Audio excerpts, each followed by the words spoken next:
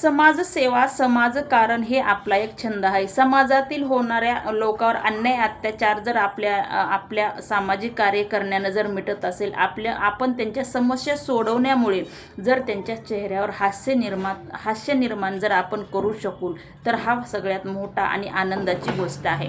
परंतु अगोदर सगळ्यात महत्त्वाचा आपला संसार आहे. तुमच्या संसारातल्या अडचणी समस्या जर तुम्ही सोडवल्या तरच तुम्ही समाजाच्या समस्या सोडवू शकता.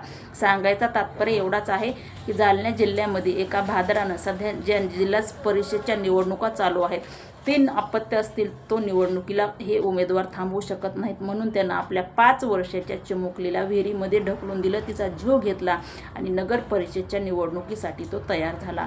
हा सगळा प्रकार पोलिसांच्या किंबहुना समोर आला, परंतु त्या चिमुकलीचा मात्र जीव गेला.